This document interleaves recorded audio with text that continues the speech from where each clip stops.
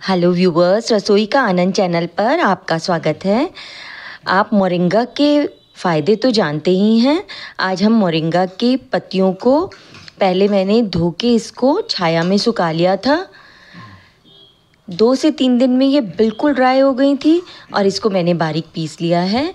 अब 12 से 15 मैं छोटी इलायची ले रही हूँ एक मिक्सी के जार में, और उसमें 2 टेबलस्पून चीनी डाल के इसका मैं एक पाउडर बना लूँगी।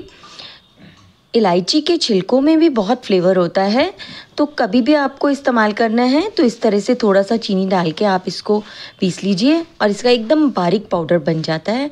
आप देख सकते हैं इस तरह से पीस के मैं इसको एक कंटेनर में डाल के रख देती हूँ। अब मैंने नारियल का गोला लिया है, इसको ग्रेट कर लिया है।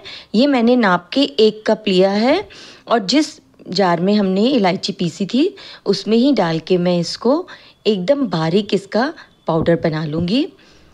आप डेसिकेटेड कोकोनट भी इस्तेमाल कर सकते हैं, लेकिन ये गोले को इस तरह से पीस के, एक तो इसके अंदर ऑयल बहुत होता है और इसका फ्लेवर बहुत अच्छा आता है।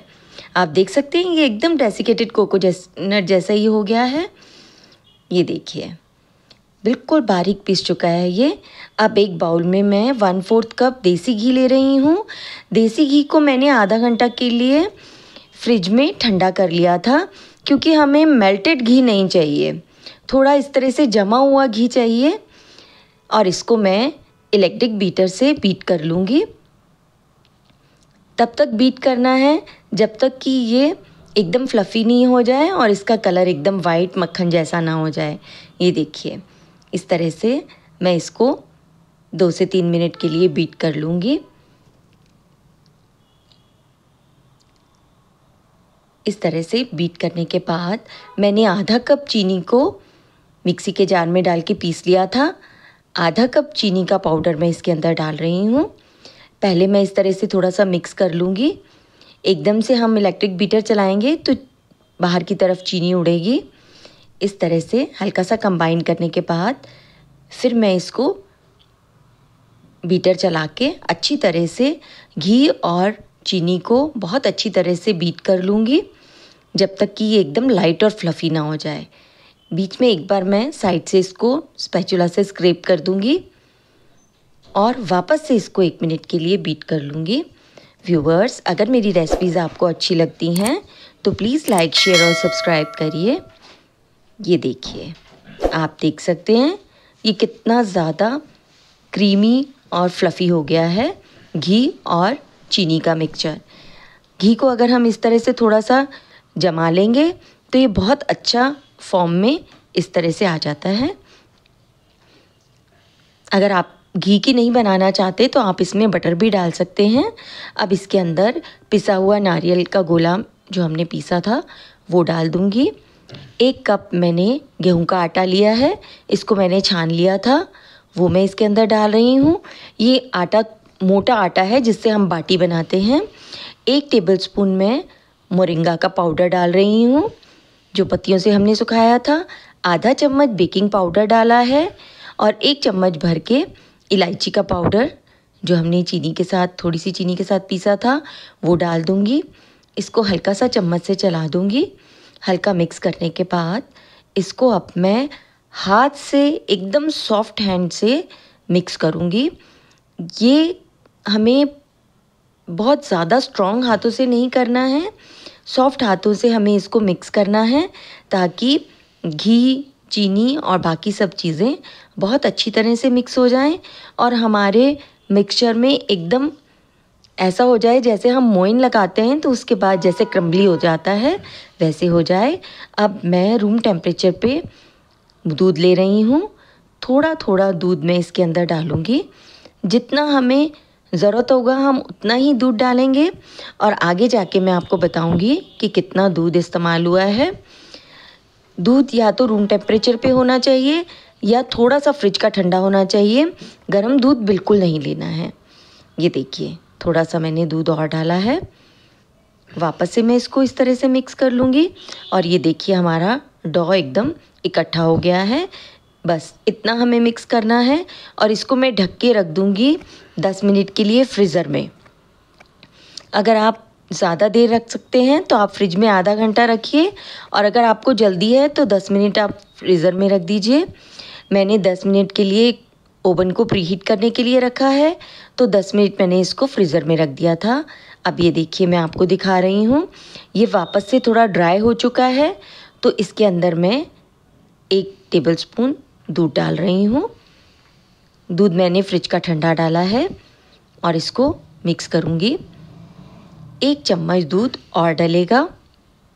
टोटल हमने अभी तक दूध आधा कप डाल दिया है इसके अंदर, और इसको हम इस तरह से कंबाइन कर लेंगे। अभी इसका टेक्सचर बिल्कुल ठीक हो चुका है और कुकीज़ बनाने के लिए बिल्कुल तैयार है। मैं 1 टेबलस्पून का मेजरमेंट ले रही हूँ। इसको इस तरह से पूरा फिल कर लूँगी और इसको निकाल कर एकदम राउंड शेप में इसको मैं इकट्ठा कर लूँगी, जैसा कि आप देख रहे हैं। अब मैंने बेकिंग ट्रे में पार्चमेंट पेपर लगा दिया है। इसके अंदर मैं कुकी कटर रख रही हूँ।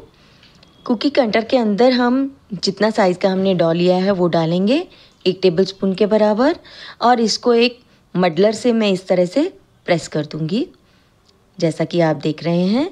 ऐसा करने से हमें प्रॉपर शेप में अपनी कुकीज़ मिलेंगी। ये देखिए, इवनली इसको थोड़ा सा प्रेस करने के बाद मैं कुकी कटर को इस तरह से गोल घुमा के निकाल लूँगी, और ये बहुत इजीली निकल आता है। ऐसे ही मैं अब दूसरा भी बनाऊँगी। ये देखिए, मेजर करके हम डॉ ले रहे हैं और हमारा शेप भी कुकी कटर का हमने लिया है, तो ये एकदम इवन शेप और साइज़ की हमारी कुकीज़ तैयार हो गई हैं। अब इसके ऊपर मैं थोड़ा थोड़ा मोरिंगा का पाउडर स्प्रिंकल कर दूंगी, जो देखने में भी खूबसूरत लगेगा और इसका फ्लेवर भी बहुत बढ़ जाएगा। बहुत ज़्यादा इसके हेल्थ बेनिफिट्स हैं, आप इसको ज़रूर अपनी डाइट में शामिल करिए मोरिंगा को।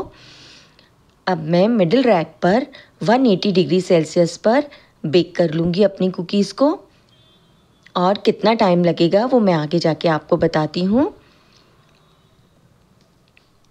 टी टाइम के लिए बेस्ट स्नैक है और बहुत हेल्दी है। ये देखिए, 22 मिनट में मेरी मोरिंगा कुकीज़ बिल्कुल बनके तैयार हैं। आप देख सकते हैं इनका कलर कितना अच्छा आया है और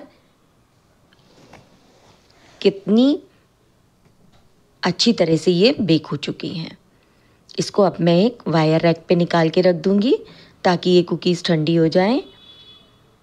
सब कुकीज़ को वायर रैक पर रखने के बाद अब मैं बाकी का जो डॉ बचा है उससे बाकी की कुकीज़ बना लूँगी और उनके ऊपर इस तरह से मोरिंगा पाउडर को स्प्रिंकल कर दूँगी और वापस से इसको भी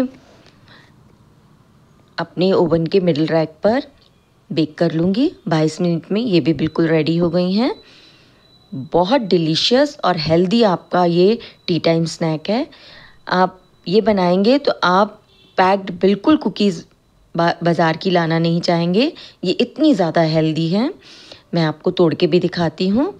ये देखिए, इसको मैं टेस्ट करके भी आपको बताती हूँ। ये बहुत ज़्यादा क्रिस्पी और टेस्टी बनी है। आप इसको ज़रूर बनाइए, टी टाइम में इसको खाइए और इसका आनंद लीजिए। धन्यवाद।